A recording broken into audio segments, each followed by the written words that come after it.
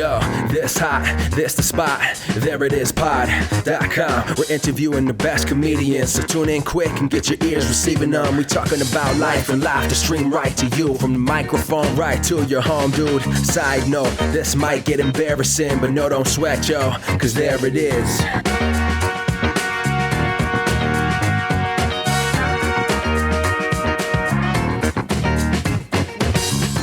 Welcome to the There It Is podcast, a comedy podcast to help you find your inspiration. I'm your host, Jason Farr. Let's do this. Thanks for listening, especially you first-time listeners. We have a great episode today. Our guest is Stuart Goldsmith, a stand-up comedian and host of the Comedian's Comedian podcast. He's from the UK, so get ready for a great accent.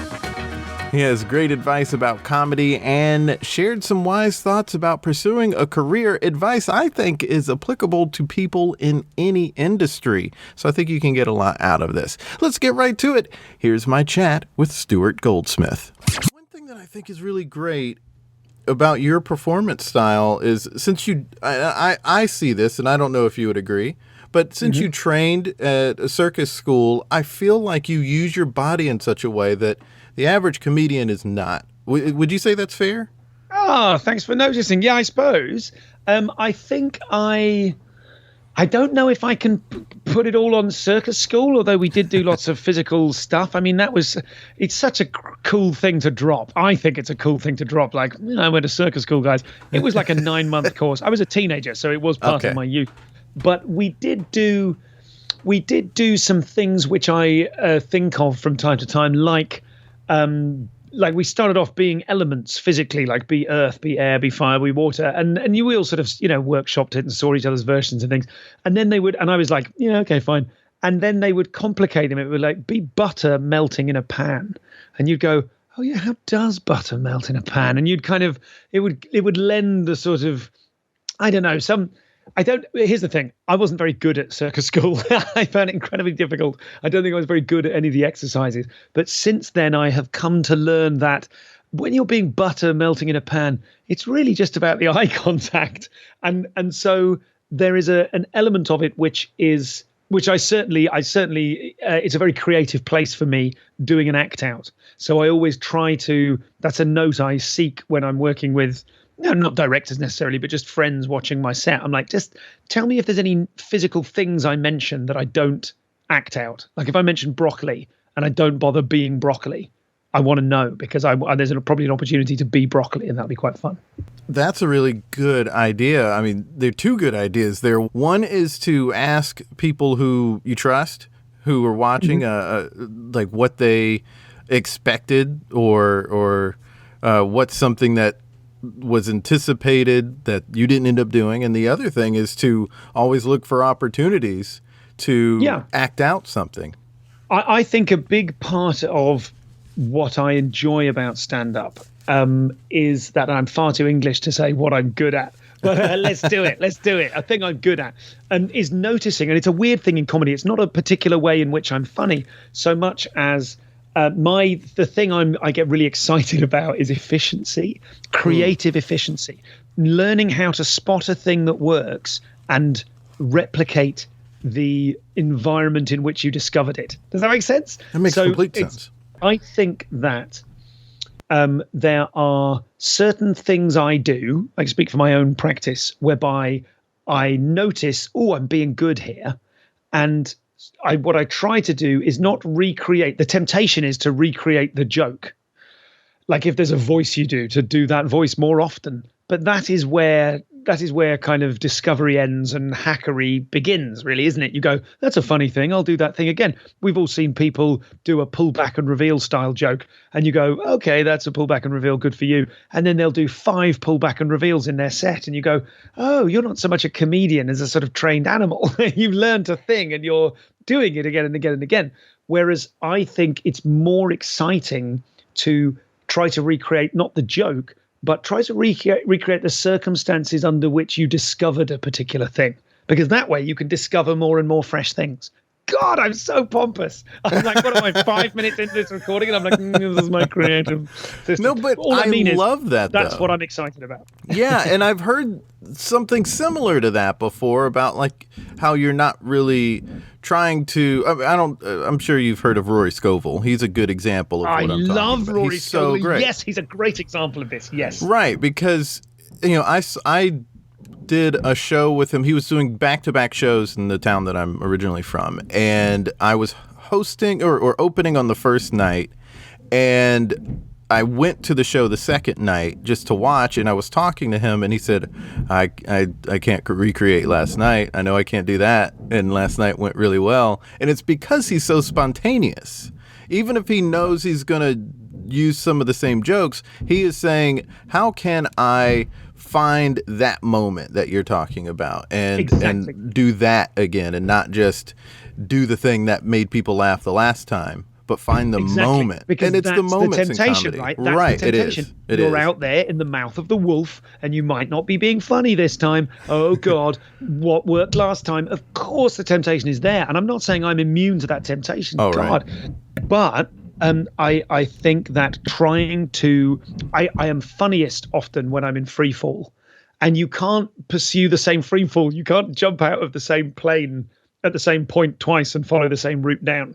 So I just try to jump out of a completely new plane in a completely new direction every night. That is, and I want to be clear about this, I aspire to that. I absolutely don't claim to do it, but I aspire to it. How does that come into play when you're doing a set like you did your Conan set? And that's, for instance, in that's where I see your physicality. Sure. But when it's something, and I know that every talk show is different, but I do know that the people who are booking the comics really want to make sure it's a honed act and try to make sure you do the certain jokes. So is it harder to do what you're talking about in that sort of setting? Yeah, absolutely. And that is one of the real, it's a sort of a tragedy of TV comedy or stand-up comedy on TV, is that they want a script. There's a fantastic guy in the UK called Terry Alderton, who is just one of the most imaginative and kind of wildly imaginative acts. Or another one, Phil Kay, a Scottish actor, brilliant guy. They're not similar really, but they are similar in their complete refusal to have a script and follow the script. And as a result, you don't really see them on TV. And it's just confounding because they're brilliant and you just wish TV would trust that. But it's about risk, isn't it? And TV can't afford to have risk. I'm doing an online chat show at the moment every Monday. And I want there to be real risk, but I'm also, in my very miniature role as a producer, I'm aware that I want the show to go well. So I want people to take risks, but not too many risks. And that's sort of the opposite of what we as artists, as comics, should be doing. So yeah, it's very hard to be in free fall when you're on TV. Obviously, you can edge towards it. You can say a word a bit differently or have a different word choice. Or if there's a number in a joke, you can surprise yourself by choosing a different number to try and shake yourself up and make yourself laugh and make yourself on the wrong foot so that it feels a bit more live. But then that, of course, introduces an element, however small, of risk. And it often feels like you don't want there to be risk. You're like, no, this is the Olympics now, my TV set. This is where I want everything to work. But it's not sport, is it? It's not the Olympics. It's an opportunity to do a mad, wild thing. So, yes, I don't know. I mean, I think there's a lot of parallels. I think with you'll have heard on this show, I'm sure, and it's certainly come up a lot on my own podcast, the idea, like an analogy between comedy and sport. People are forever saying, it's not a sprint, it's a marathon. Did you have that in the States? Do people say that about your career in comedy? I have heard that but specifically in the context of late night talk shows. Like Conan has said that a few times. I've heard him say that a few times. It's applicable to everything. All it means is you've got to keep turning up. Right. I think there are loads of sporting analogies and parallels with comedy, but where they fall down is that if you're a sports person, you're trying to win a race. Right. You're trying to land a trick or whatever it is, a gymnastic trick or something. But with comedy, you are not trying. That is all about replicating perfection. But we're not trying to replicate perfection. Many of us, some of us are. But the Rory Scovells of this world are trying to create an environment in which to be differently wild and brilliant.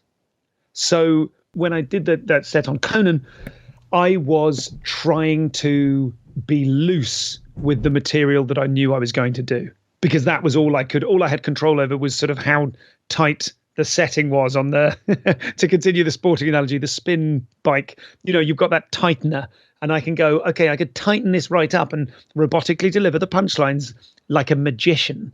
Like all of my early reviews would say I was slick. I hate the word slick, but I think what they had picked up was that I was very much guilty of, as I now see it, or competent at, as you might say, repeating the mistakes of last time in such a way that they don't appear to be mistakes, that they do appear to be mistakes, learning from things, endlessly honing and iterating, leaning into the word, colouring a word in a slightly different way towards some imagined perfect rendition of this set.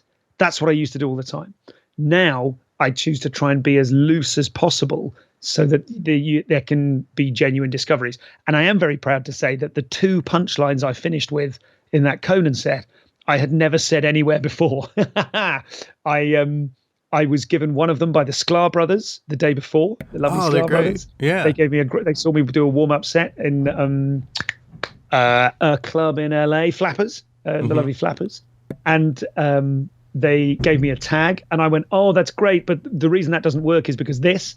And I kind of tweaked what they said, and that made them laugh. And they said, you should say both. And I was like, oh, God, that's a good point. And then I told JP, who's the Conan booker, who kind of is the sort of helps you produce your set, and gave me such wonderful. As far as I know, we don't have a job that's an equivalent to that in the UK. I've never had a person who booked me for a gig say, I've seen all comedy and I think you should do this and this with such finesse and such deftness as JP did. So I said, look, the Scars gave me this tag, and then I put this on it. And he was like, no, you should say that afterwards. I was like, I'm doing it. I've never said any of these things on stage, certainly not in America. I just believe in them because they're funny. And so the last 2 big punchlines of that Conan set, I had never said before in front of an audience. Oh, and wow. That feels mad, right? That's insane. Yeah. I had a lot of confidence in them. That's some risk that you got to bring to it. Yeah, but it felt like risk. And I tell you what, I had a twinkle in my eye throughout the whole set because I knew I was going to take a big risk at the end. Right. And I think the twinkle really helped. Yeah, I agree.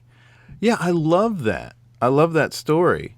And I also love the Sklar brothers as well. So I wonder if the reason they're bookers and producers for the comics here is that way because so many comics went on a talk show like Johnny Carson again and again, and then after a while they stopped having a material because yeah, well, maybe, and I don't listen. I've no idea because that's the only show I've done in the States. Right. Okay. I don't have experience of other bookers. I can't imagine they're anything like as good as JP. I mean, he really was like a kind of director / assistant like he was kind of he was both above and below me. It was such a deft touch. It was fabulous working with him. You come away going, oh, could you just direct my career, please? Because when I'm funniest and when I'm cheating to do something I think is funny, but I know in my heart of hearts isn't the best, bravest really thing.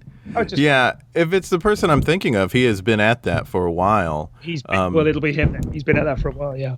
Yeah, I remember hearing that when Jay Leno went on the Tonight Show with Johnny Carson a couple of times, he had his A material and he killed, and then they brought him back a couple more times, and he had kind of already gone through his A material, and he was doing his B material, and he wasn't doing as well, and then he stopped getting booked for a little bit on there because of that. And I wonder if that's like that sort of thing is the impetus for why so many people got really tight with that. But it's great that there's somebody out there who is trying to stay true to who that comic is, like JP. Yes, I agree. That's absolutely how I felt about it. I felt like here is someone who wants me to be the best I can be for me, rather than someone who, I mean, and he wants that to he wants that to be in parallel with the best I can be for the show. But I didn't feel like I was being I was having anything trimmed off so that I would fit. Do you know what I mean? Yeah. So I would fit the Conan set shaped gap.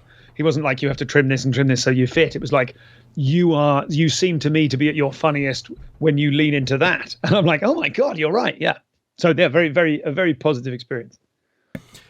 You started in performance, I guess, at a pretty young age. I mean, you mentioned that you were 16 when you did that 9 months at the circus school. Was your desire at that time to do do performance art, or were you already interested in comedy at that point and this was an avenue for that? I was interested in comedy. I never thought that I could do it.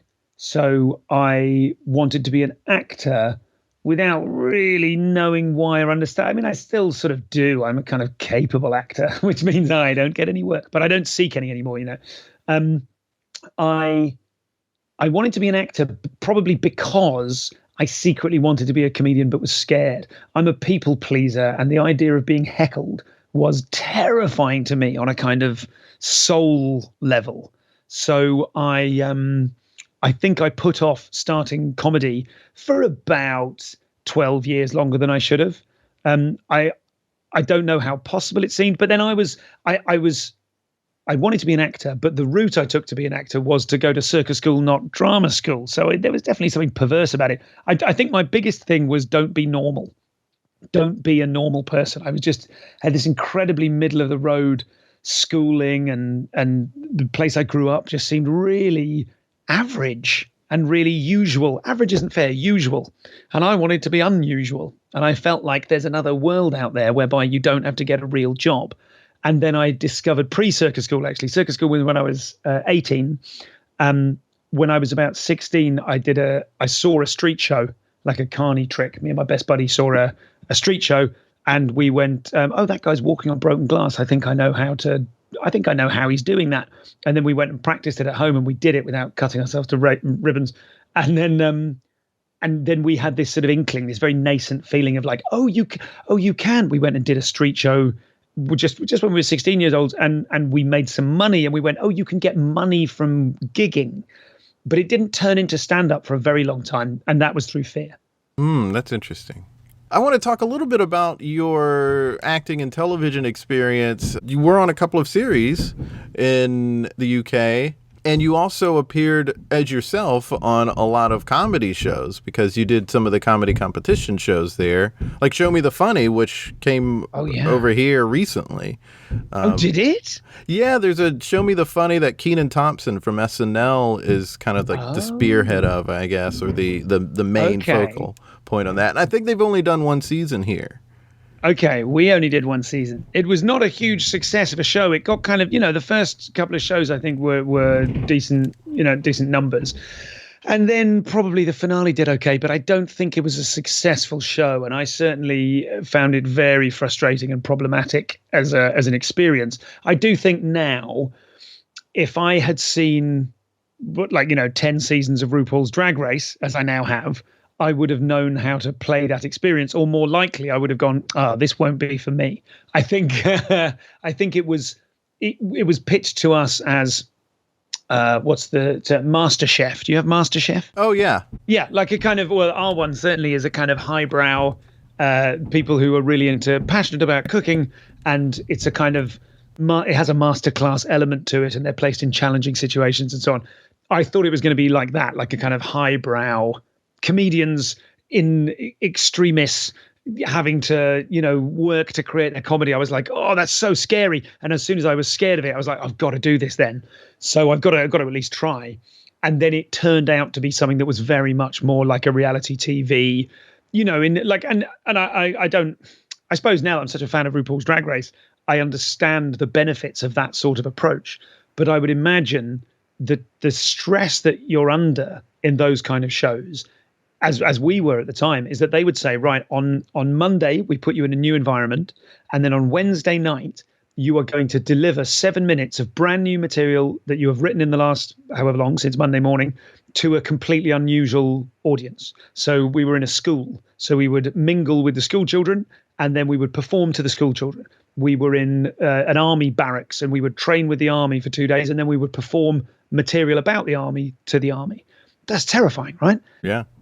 And of course, you're not just performing it to the army, you're performing it on TV to however many millions of people are watching. Now, obviously, Last Comic is a bit like that these days, but we weren't given any time to sit and write the stuff because we were too busy getting out of a taxi 7 times so they can get the angle of the shot right. And it was like, are you nuts? And they kept interviewing us, doing these fake interviews about like, oh, you must be really worried about so-and-so other contestant. And I'm like, no, I'm just worried about you interviewing me because I have jokes to write. You have no idea of the stress I'm under.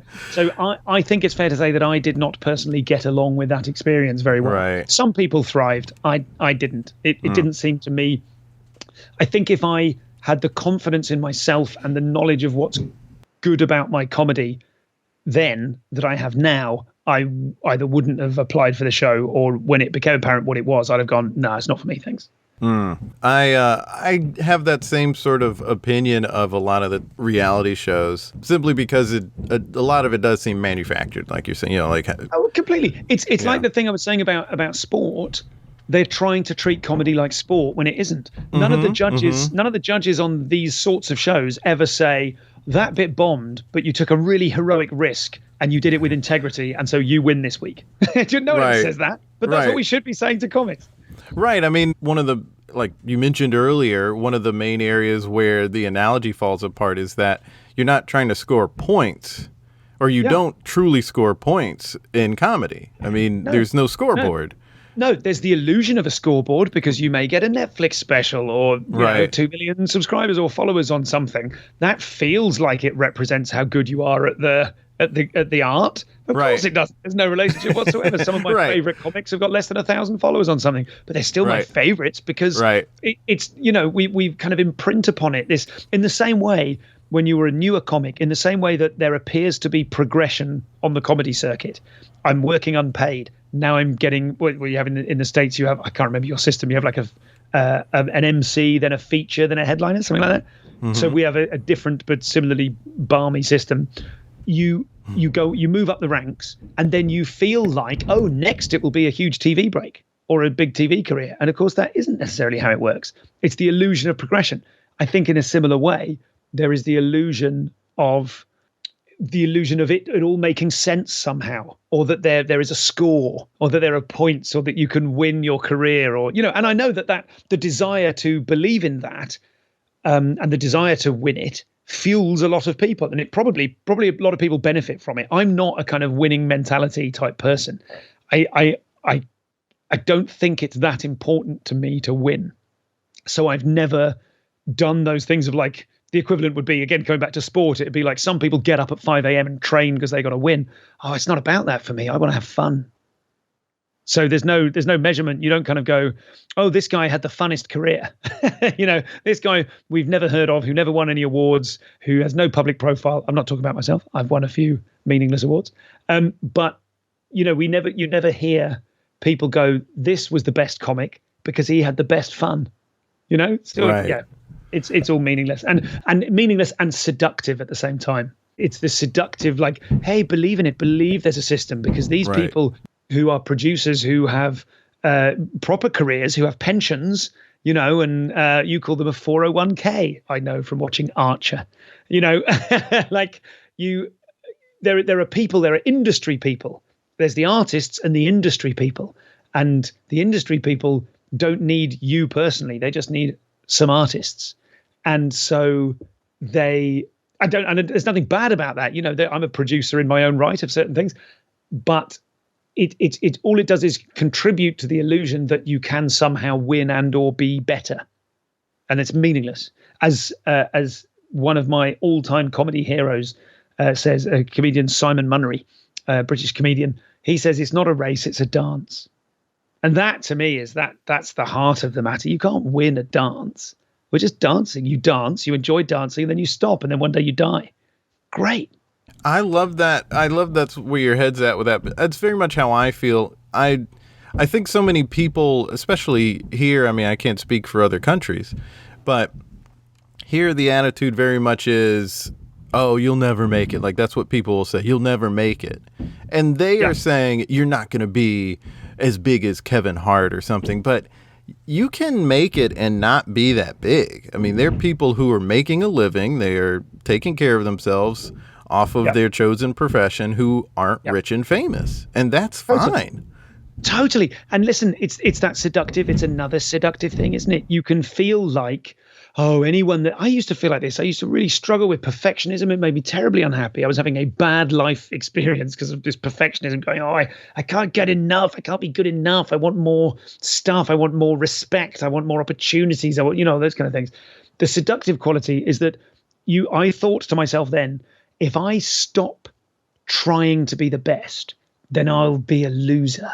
And then I would have helpful advice that said, no, dare to be average. Just try and have an enjoyable career, and that you might make better work if you stop striving and needing it so much. And, desire the things you desire. Don't need them.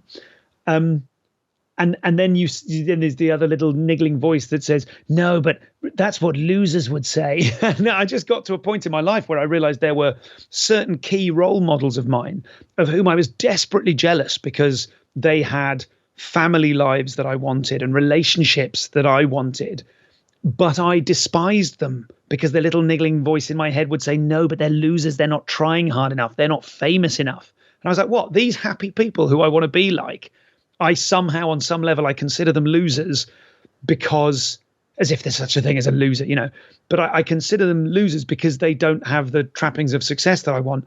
I just realized that, and I stood back from it and I went, oh, this is a recipe for a desperately unhappy life. So I had to, break out of that. And I'm sure there are very successful people who, if they bother to listen to this episode and me talking like this, will think, oh, that guy, he's had to think like that because he didn't win. Well, there may be an element of truth in that, but here we are, So I do think I have met lots of very successful people who aren't happy. Look at fame. I know so many unhappy famous people who hate being famous. Imagine working your whole life to get famous and then you hate it. That'd be awful. What a waste. Oh, gosh, yeah. And I think that's one of the things, too. Going back to the sports analogy, I think... I love that we've set up the sports analogy. We're hitting it again and again. It's meaningless sports analogy that doesn't work. Let's go back to that for a second. But where I do see a parallel is so many people who talk about sports, they'll say, like, is this player one of the greatest of all time? Well, no, because they didn't win a championship. Sure. And it's like they totally overlook anything they were capable of. They're overlooking skill. They're overlooking other successes they had because they didn't have a ring. They weren't good or they weren't the greatest, which is absurd. Like you don't have to have this one thing that not that many people are going to get. Like if you look at it that way, there's so many different teams in the NBA. But not all of them are going to win, and only one team can win a year. So the vast majority of people are not going to get that. Yep. So, but that doesn't mean they're not millionaires. That doesn't mean that they're not working on a professional level in something that's insanely hard to work on a professional level in. There's a little trick that I play on myself, which I really recommend to comedians who are not to any comedian who is not the single most successful comedian of all time, and that's almost all of us. I really recommend this. It's a little thought experiment. Think to yourself, no other comedians in the world exist, and you alone have realized that you can go to certain venues and bars and clubs and tell funny stories that you thought of and make people laugh, and people pay you. Isn't that success? Imagine if like just delete the concept of envy and what other people have, and just imagine if I was like a welder or a plumber and I just discovered, I could just say funny stories and people think I'm really funny, and I can walk into venues of different sizes full of people all over the world, and I just turn up and go, I'm going to say these things now, and they're like, we love those things, have some money. You'd feel incredible. You'd be like, oh my God, I've cracked it. So the idea is now you fill back in, everyone exists. Now you have to feel bad because you don't have what other people have. Well, what's the point of that? That's a really brilliant way to put it. I like that a lot because it does get to the heart of it, that it's really about envy and it's not about what you are accomplishing. Yeah. And so why even bother if it's not about what you are accomplishing and what you are doing, what you can control? Why does it matter? I've heard a comment. And anyone who is successful enough that they are like everyone, any successful comic, whoever you want to name, wants to be at the next level. They want to be doing bigger clubs. They want to be doing bigger movies. They want to get paid more money from Netflix. They want to be doing whatever the space. There's no limit to it. So the only ones of them that are happy have learnt to be happy with themselves and their output. You know, Pete Holmes, he's not the most famous or rich comic in the world, but God, he loves it. He loves the craft and he loves the journey. That's just so inspiring, you know. So I want to be one of those kind of comics who goes, anyone who is successful and who is happy realizes that they are not happy because of their success. Yeah, I remember watching, and this is old, so I don't know if this is going to track it all, but a long time ago, back when that movie Wedding Crashers with Vince Vaughn and Owen Wilson came out, they went on tour. They did a comedy tour, and they brought some stand-up comics along, like Ahmed, and one particular guy on there was talking. It's sort of a documentary, and he was saying something about how because of the things he had done, he should be headlining shows by now, like that. And it was this mentality of, because he's an LA comic who kind of went through the system and probably took the classes on how to write and all that kind of stuff. And so he heard all of these maybe like snake oil salesman type people who are in the industry who said, like, if you do this, this, and this, then you will get this. And that's just not how it works all the time, you know? And it there is no, as you were mentioning earlier, no specific way to get to that end position. And there's so many end positions. Because the name of the game in comedy is do a new thing that no one else has done before. That's one of them. How will I teach you how to do that? Well, you can't tell people what the thing is. Right. And any attempt to tell people what your thing is you're just going to tell them what your thing is. Certainly I could teach someone how to make themselves a bit more like me. Why would I bother doing that? You know, I think the only way that you can help other creative people, comics or whatever, is to just try and help them get out of their own way. You know, it's macro stuff. It's kind of meta stuff rather than saying you should write a joke like this, that, or the other. And again, I mean, I mentor some newer comics and I always disclaim it by saying, look, here's a disclaimer. I'm not rich or famous, you know, but I love comedy. I love it. And I love doing it. And I love talking about it. And maybe I've got some insights you haven't heard before, but geez, go and geez, that's so funny. I'm talking to an American, so I said geez, how patronizing. I never normally use that expression. But yeah, when I said apartment earlier, I was like, don't say flat. I wouldn't have noticed. So I think that the only real help you can get, it's so easy to talk to another comic, especially if, like me, you are given to offering people jokes that in an unsolicited way. Here's a tag, not like in the lovely way that Sklar's did, but just to people you don't know going, hey buddy, here's a thing I thought of. You know, it's so easy to tell people what you think their comedy should be like. It's so hard to help people make their comedy more like what they're like. Yes. Yeah, I mean, the improv theater that I'm at here in New York, the Magnet, I love that theater because of that reason. That's the approach that they take. They don't say, here's how you do comedy and just do it this way. They say, who are you as an improviser? And let's help you be more of that. Yeah. Let's get improv to work for you as opposed to you work for improv comedy. Yeah, totally. Because you've got Stephen Wright. And then you've got all the people who tried to be like Stephen Wright. Yes. You know, they're not as good, and it didn't add anything to the art or the industry or anything, you know, that they spent a long time trying to be them or whoever, you know, insert name of comic here. There's the person who does the thing because they made some discoveries and took some risks and traveled a particular path. You want to be one of them. They only got there by not, you know, they weren't copying someone else. So don't copy them. Make your own discoveries. Copy the thing they did, which was to take risks and try and learn and try and be original. But don't try and copy the person who was trying to be original. Yes, and when it comes to your comedy, what is it that you were striving for? We've clearly established that you aren't trying to chase some sort of fake dream that gets put out there. No, well, I mean, sometimes the dream is real. And look, if there are, Right, there are people for whom the dream will work. There are people who will win the Right. lottery and what have you. But I think the dream for me is to sort of, like, one of the things I love about comedy is that it will never be finished. Like, I love traveling hopefully. They say it's better to travel hopefully than to arrive. Arriving's a bit dull. As soon as I've got a bit that works really well, I kind of get bored of it. This doesn't happen all the time. I'm not like, I'm just dropping amazing bits.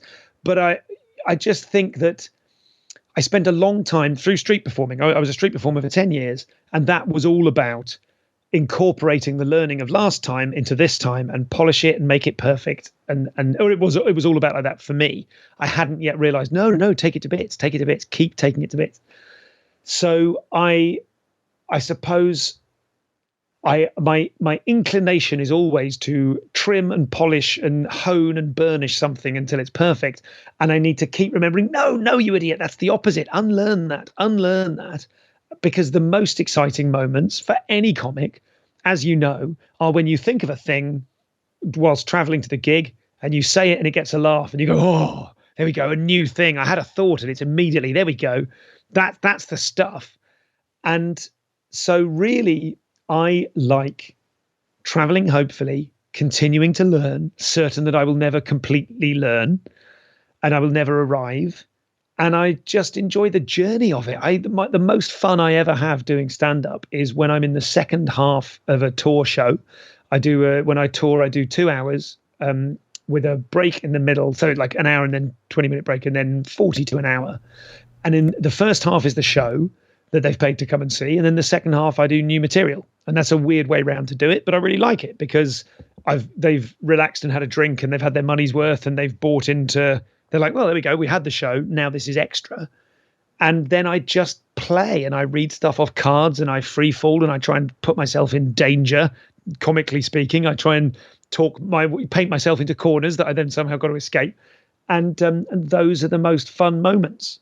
And brilliantly, they're often way funnier than the prepared, polished thing that was the reason I've got them into the venue. Not always, because there is genuine risk. Sometimes they flop, and that's fine too. So it's the doing of the new stuff. And the good news there is that that's exactly what Chris Rock likes best about his career. I'm sure that's exactly what Maria Bamford likes best. Whoever is the moment when you say a new thing you've never said before and it works. We get to share that, all of us of whatever inverted commas level. We get to drink from that same cup. We get to experience that same feeling of like, maybe there's 300 people in the room, maybe there's 30,000 people, but it's the moment when a thing strikes you on stage and you add a bit just off the top of your head and it works and you go, hey, you're tapping into the whatever the thing is. I should think of an analogy for what the thing is, because it's like, the great comedy is all around us, or there's some river underneath us, or the duende, or there's something like that. There's some sort of thing that when you're on it, when you're flowing, and when you are being your best comedy self, you are connected to this thing that is the same thing as the Marx Brothers or Mitch Hedberg or Steve Martin. It's like we're all praying to the same God, or we're all I don't know what. We're all jumping over the same broomstick. I don't know what I'm talking about. But do you know what I mean? Like I love that. I feel connected to the infinite thing. Yes, I totally see what you're saying there. And I love that travel hopefully as opposed to just arriving. I love that sentiment too. I think that one's going to stick with me for a while because it does put things into a special perspective that I don't think people focus on as much. And maybe a lot of the way people word it here is to say they're on a journey, but I like that phrasing of it, to say to travel hopefully. Yeah, it reminds you that the journey is the point. Right. The journey is the whole adventure. The destination isn't the adventure, because the destination is death. Spoiler alert. When you get there, you're dead. That's dead. So, yeah. I admit it's a bit, life's a journey. Right. And you're New York and not LA, so that's completely inappropriate thinking of you. But traveling hopefully, that's the best bit, right? You're going on holiday. Way, you're in the car. It's great. You get there, you're like, oh, it's just me again. But the traveling bit is that's the fun. And wanted to talk to you about your street performing.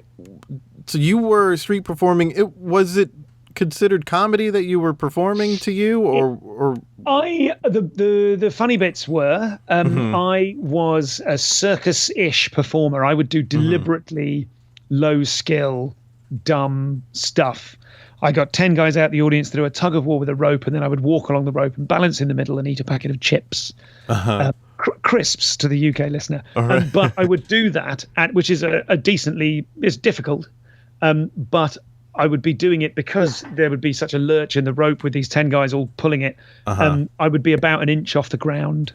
So it would have, it could go wrong, but it wasn't danger. It wasn't like I was sort of trying to undermine the idea of circus. So, or the idea of an impressive trick. And I suppose I was doing that because I felt if I ever did do an impressive trick, like I was a decent juggler in my time, and if I got a big round of applause from a big juggling trick, I wouldn't really care so much about that as I would about riffing a little response to something someone said to me and that getting a big laugh. I was like, oh, that's better. So I designed that show. That was the second show I ever made. And I designed that show really to be absolute bullshit so that it would force me to fill in the gaps with being really funny. And that is gradually, by the time I stopped street performing, there was a bit I used to do at the beginning where I would strip to my underwear and stand on top of my suitcase in order to start getting a crowd. And then gradually, as I got a crowd, I would, it was under the pretense of like, oh, I'm just going to get changed and then I'll start. Street performers, to build a big circle crowd, you always need to, you can, one of the easier options is to be doing a thing. I'm just getting ready and then I'll start. And getting ready is actually the first 15 minutes of your show. So I would do that. And to begin with, when I started doing that, I would do 4 or 5 minutes worth of walk by jokes, just improvised things about people who were walking past, trying to importune people to stop. And then by the time I finished doing that show, by the time I was kind of winding it up because I had enough work as a stand-up, the bit of me standing on top of the case in my underwear would often last 30 minutes. And then I'd quickly do the trick at the end. Oh, fun. So it grew and grew and grew. So yes, certainly when I started, I absolutely couldn't call myself a comedian. I remember running into a street performer in the Edinburgh Festival many years ago who was like, a Canadian guy. And he said, so what do you do? And I said, oh, I do this kind of tightrope, it's just nonsense really. And I said, what do you do? And he said, I'm a stand-up comedian. And I was like, oh my God, on the street. That's so exciting. How do you hat that? That means like, how do you get money for that at the end? What's the sort of finale? He said, oh, well, I do a straitjacket escape. And I was like, oh, right.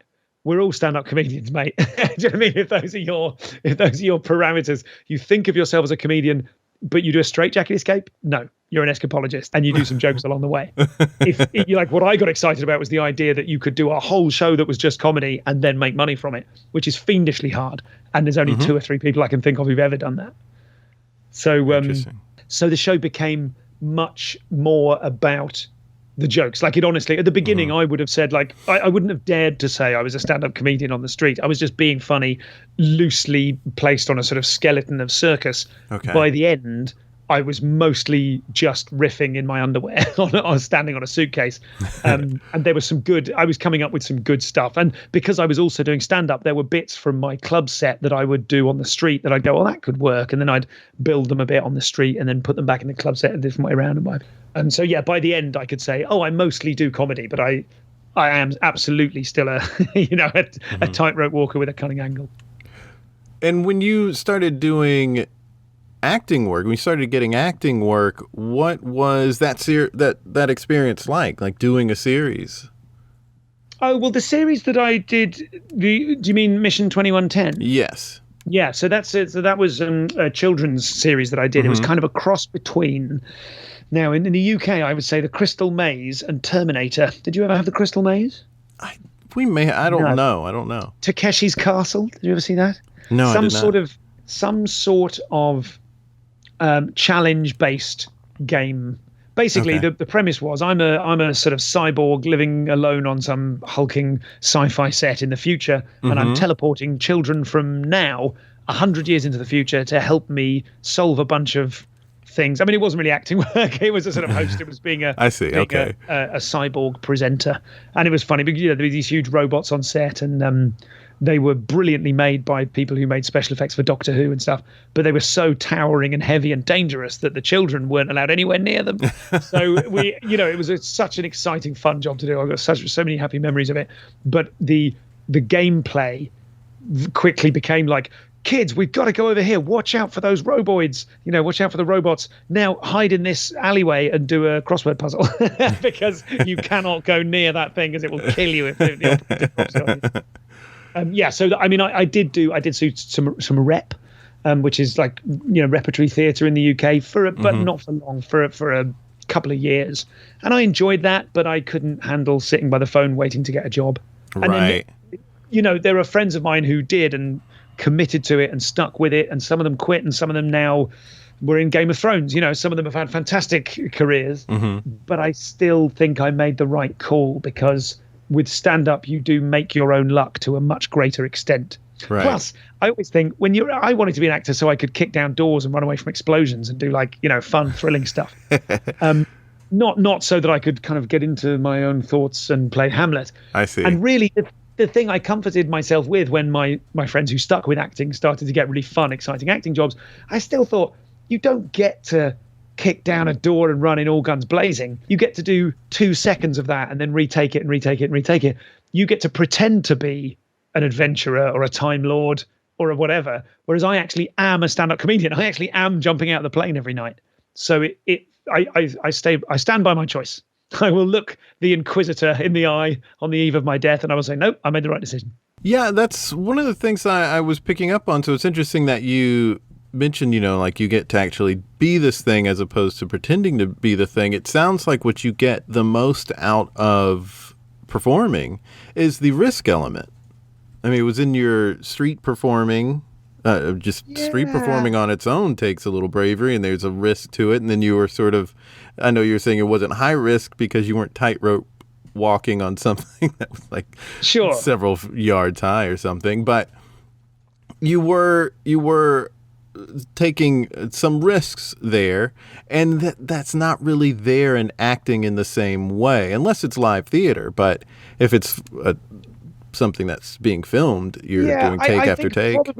I think there must be an equivalent. If you are a proper actor, if you're Sir Ian McKellen, then maybe every line you say is a risk, and everything is a, you take, look at Nicolas Cage. God, his acting's full of risk. Imagine being Nicolas Cage and turning up day one and going, right, what I'm going to do with this role is, the director's like, sure thing, Nick, go for it. So I think, but he's an extreme example, but I'm sure in a kind of micro transactional way, I'm sure there are much smaller risks of dignity and leaps of faith that you make creatively. And also I'm wary of, I love talking about risk, and I love having discovered that it's the thing I most enjoy, I suppose. But equally, I'm very wary of, I think comics in general, and myself in particular, I tend to, I don't know if archetypalize is a word, but what I like to do is come up with an idea and then apply it to everything and mythologize. I like to mythologize everything, other comics and myself. So it's very easy for me to sit here and go, oh, yes, the risk is the most important thing. That's what really excites me about. And then you might see my set and go, this guy's just a stand-up comedian. Sure. I mean, that's, I'm wary of kind of trying to sort of mythologize myself, because that's a temptation. I think I am drawn to those things, but I'm also scared. Risk is terrifying. Mm-hmm. And there are numerous circumstances. I mean, got a million gigs I can think of where I could have taken more risks. There's just that's the thing I aspire to. It's the thing I most enjoy. And it's the thing that I find hardest. Maybe that's it. I talk about risk so much, not because I'm this big risky guy. I'm not some, we can all think of comics who genuinely, like those guys, Terry Alderton, Phil Kay. There's another guy, there's an American guy in the UK, Russell Hicks. Brilliant, risky comic, tries to never say the same thing twice. Fantastic. I'm not one of those guys. But I suppose it's because I fear it so much that I'm fascinated with it. So I really want to keep tunneling into it. I'm just letting all that sink in. I love that. No, well, that's I just great. think it's so easy to sit on a podcast and to sit on and within a podcast and go, well, of course I'm like this, and that's very seductive. Again, I want to be like, well, the thing about me, Jason, is I've always blah blah blah. But really, we're all just fucking idiots, aren't we? We're all just idiots trying to kind of get. We get a little thread and we go, oh, I'm just going to follow this. I'm just going to pursue this and see if it leads to glory. No, not that one. Try this one. Try this one. So I'm trying to kind of walk back a little bit to humility and say the risk is what fascinates me. I don't claim to be any kind of an expert on it, and because of the lockdown I've done an awful lot more talking about comedy than I've done comedy. And, right. I'm in danger of disappearing up my own arse. But you have that expression, right? Because if you don't, that's going to be awkward. I get it, but I've never heard it before. Oh, fine, okay. And navel gazing, sort of disappearing into into one's fundament. Right. I want to talk your podcast. You've had the Comedian running for 8 years. What made you want to start it?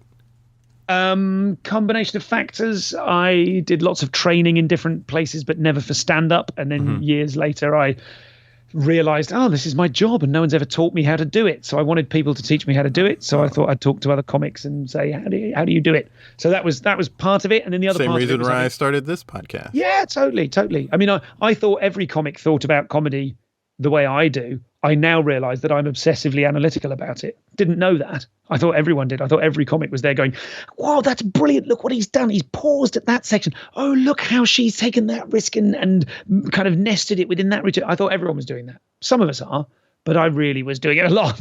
So it's an outlet for that. And also partly because of Show Me the Funny. We were interviewed many times, not badly. We were interviewed appropriately for a reality TV show, but we weren't asked anything that I thought we'd be asked about our creativity and where it came from and how we employed it, how it manifested and what it cost us. Those kind of questions. No one was asking those questions, so I did. Oh, that's interesting. That's great. So you've had that running 8 years, and what have you learned over time about how to set up a podcast as far as maybe the mechanics? Like a little off air, we were talking a little about, recording and your mic and things like that. So what sort of things did you learn to do to have a really professional go at it? You've taken the wind out of my pompous sails in a beautiful way there, because when you started asking the question, you've been doing this for 8 years. It's like over nearly 350 episodes now. And when you started the sentence, so what have you learned? I was about to do something fun. I was about to go, nothing. It's taught me nothing about comedy. It's just taught me that you can overstudy comedy. But that's not the question you asked, so I didn't get to do my funny answer. Oh, I'm sorry. No, that's fine. What have I learned about podcasting? I mean, probably very little as well. Who knows what it is? It's completely different now to when I started. It's so hard to get your show noticed. I'm very lucky to have got in early enough to have a sort of small core audience.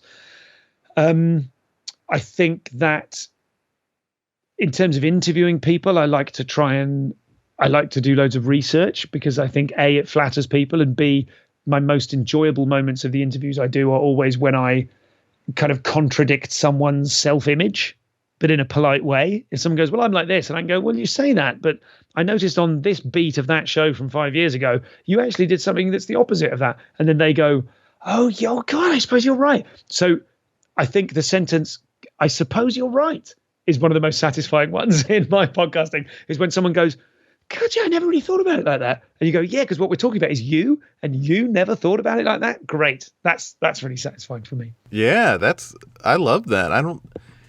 I've only gotten the oh, that's a good question, but I don't know. I don't know that I mean, I'm not only just American, I'm from the South, and there's a politeness that gets in the way sometimes. I've noticed this yeah, sure. on and off stage. I do a lot of listening, and I try to work out what I would be worried about if I was that person. I try to weaponize my own anxiety in the service of podcasting. That's very interesting. I think to myself, if I was this big headliner who I'm interviewing, what would worry me? Would I be looking at, I've just dropped 3 Netflix specials. Would I be thinking, what do they really think of me? Would I feel remote? So I try to ask questions. I try to get at what's worrying my guests, I suppose. Oh, that's really good. Yeah. Oh, I'm learning again, not something here. deliberately. That's me after Oh, the of fact course. going, I suppose I do that. I But, see. I see. It wasn't a manifesto so much as me going, oh, I think I've been doing that. I see. Yeah, when I ask questions, I think my big thing is, and this started from when I was interviewing people when I was at a radio station, and I was interviewing people who were doing press junkets. I didn't want to ask them, I didn't want to be one of those interviewers who is just asking them the same questions that everyone else is asking. Well, but exactly. I didn't, right. But I also didn't want to do the shock jock thing where I'm surprising them because I'm being so rude. Yeah, right. I was trying to. We don't really have those. We just have in the UK. We just have the kind of bland radio. Not all of them, but a lot of interviews where you are being interviewed badly by someone who hasn't even bothered reading a piece of paper about you. Right. So I wanted to do the opposite of that. We don't really have shock jocks, but I know what they are because I've heard material from David Cross and Patton Oswalt. I've heard everyone's routines about those kind of, Dougie and the Bear kind of. Oh yeah, you know exactly. I've had to do mercifully few of those interviews. I've done one or two. Yeah, I don't like that style, and I mean I love Stern, but Stern is different now than when he started out, and all these people are still probably trying to copy 1988 Howard Stern, but nevertheless, I like delving into things the way you're talking about, and that's a deeper way to do it, to think, okay, if I were in their shoes, this is what I'd be going through. I try to, as I said, ask them questions that hopefully they haven't been asked before. And I also I know a lot of people blanch at the term pick their brain, but I mean, that's essentially what I'm doing. I'm trying to figure out where they're coming from and who they are. But I don't want to let politeness get in the way of really finding out something and getting to that moment of, I suppose you're right. Yeah. And I've let that happen far too much. Where does the podcast go from here for you? Are you doing a bit of a hiatus right now, or? I'm having a small break for the first time in about 3 years. I am kind of partly pandemic related, although to be honest, we're doing this over Skype without seeing each other's faces, and I'm thinking, oh, maybe this is the way to go, because I love being in the room with people. Me too. Zoom is such a kind of, you're seeing a rubbish version of them, whereas actually just doing this on audio, I'm feeling a bit more expressive because I'm sort of lost in my own thoughts a bit more, rather than worrying about how I look on a Zoom call, Yeah. So, like, can this person tell if my eyeline is wavered? So I'm going to start doing more of those. They're coming back in September. I suppose here's a thing from one comedy podcaster to another, or podcaster of comics. I know we're both comics, but I think you will feel some things in common with what I feel about, like, oh, wow, I'm the only guy in comedy who's made a podcast that isn't funny. This doesn't advertise my comedy chops at all. I know, right? This was a tactical misstep. But I suppose I worry that the show has plateaued a little.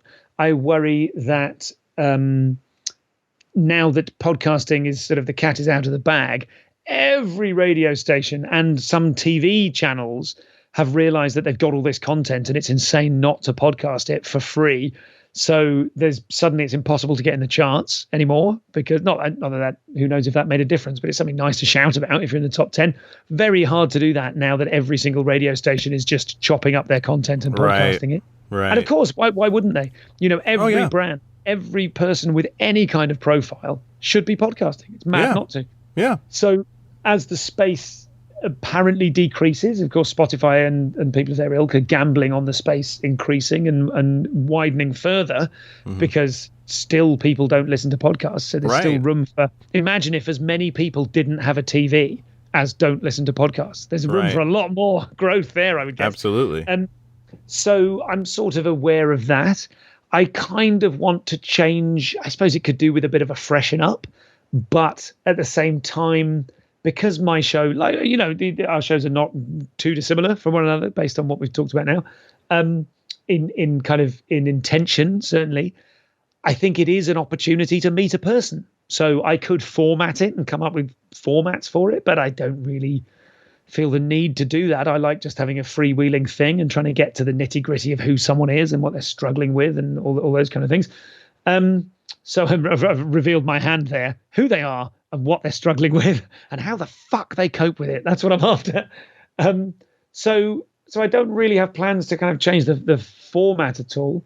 I think that one of the things I think as it gets harder and harder to get hold of big famous guests, something I'm considering doing is forgetting about big famous guests and focusing in on championing newer people that I'm excited by. And that seems antithetical to growing the podcast, but I don't know that I need it. It's that thing. I don't need to be number one.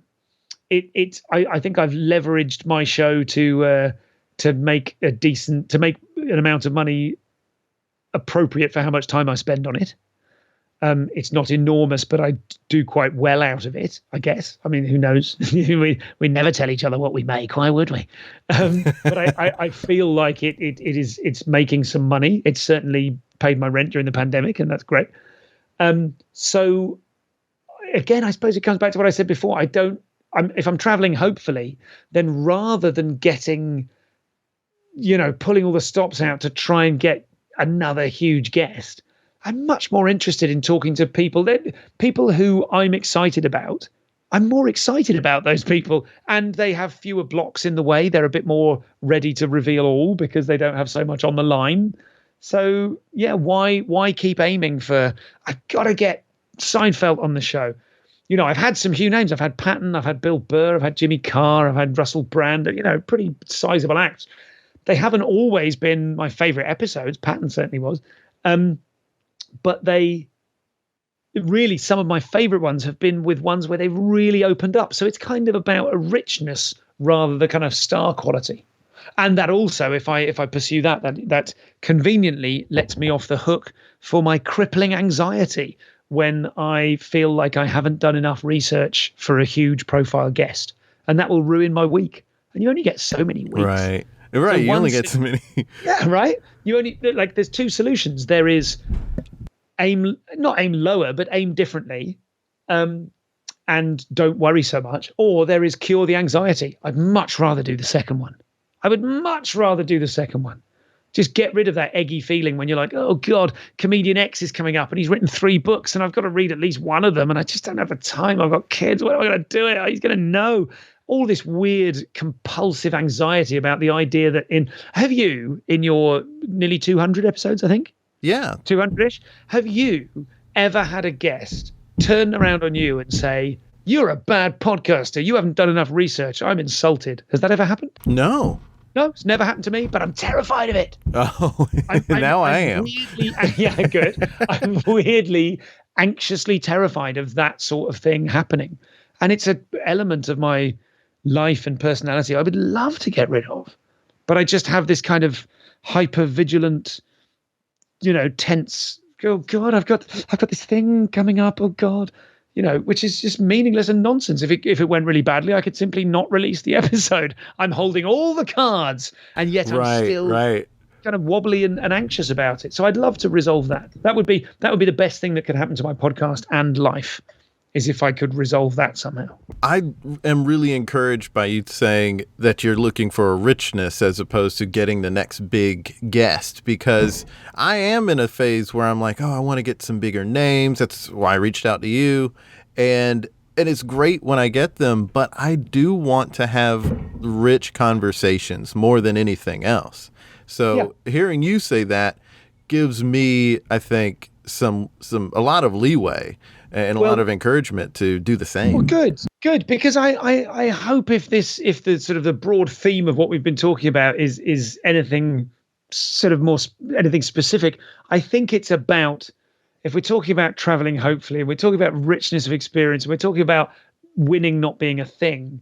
I did a personality test of some sort. There was a listener of the show actually years ago was learning to be an NLP coach, a neuro-linguistic programming coach. And he said, do you want some free sessions? I love the podcast. I'd love to meet you. And I think I know what I'm doing. Can I do a bit of free NLP on you? And I was like, yeah, sure. That sounds like there could be no negative consequences of that. And I met this guy, lovely guy. And he did a personality test questionnaire on me that you would do if you were not at school, but if you were kind of within an industry and sort of a bit rootless and not sure what I do next. And the results floored me because the results said my desire for community is huge. My desire for creativity is huge. My desire to be famous and successful, very low. And I kind of looked at these results on the result. They were really interesting questions. Things like, they were all oppositions, but not proper oppositions. Things like, is it more important to you to paint a fence or pat a dog? Stuff like that. Stuff that you're like, what? Yeah. Stuff that didn't apparently make sense, and it hoped to kind of wrong foot you and get the truth. And it said, so you're into creativity, you're into community, but you don't care about stardom. And I was like, well, this test's obviously bollocks. It's incredibly important to me to be it's sort of not, is it? It's sort of not important. Oh, and that was a real, genuine, unexpected perspective shift, a paradigm shift. So I suppose that's what I'm interested in pursuing. For someone who works in an industry frothing over and obsessed with fame and the pursuit of winning, I hope that in some way my podcast, and it's kind of influential among newer comics in the UK, and now pleasingly some quite decent profile comics grew up on it because it's been around for so long.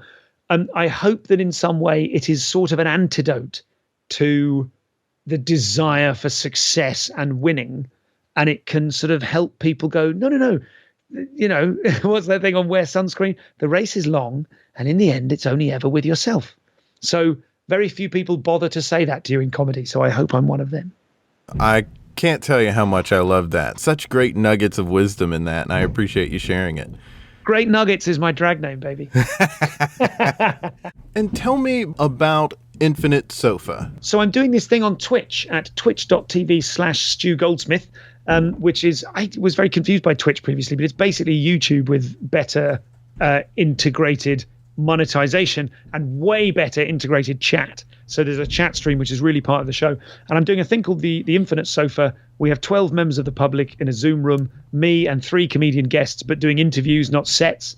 And we do loads of mega interactive games. Like there's a thing whereby people can donate to support the show throughout the show. And halfway through, the biggest donor gets teleported into the show. So they join us in the Zoom room. So it's like you're watching a TV chat show like the Graham Norton show or whatever, and you can suddenly be a part of it. So there's loads of really fun, kind of interactive, improvisy games where I suddenly spring creative challenges on the people in the room and the people who are watching at home. And I mean, we're all at home, but the people are in the room and the people who aren't. And it's just, I'm so in love with it. I really want to grow it into being a thing like the podcast, where it's just 5 years from now, it's just my thing I do every Monday night in my cellar, and it's my own talk show. And that really speaks to my kind of excitement about just do the thing anyway. Like, don't worry about being successful at the thing. Just do the thing, because then you get the experience of doing the thing. So now I have my own talk show.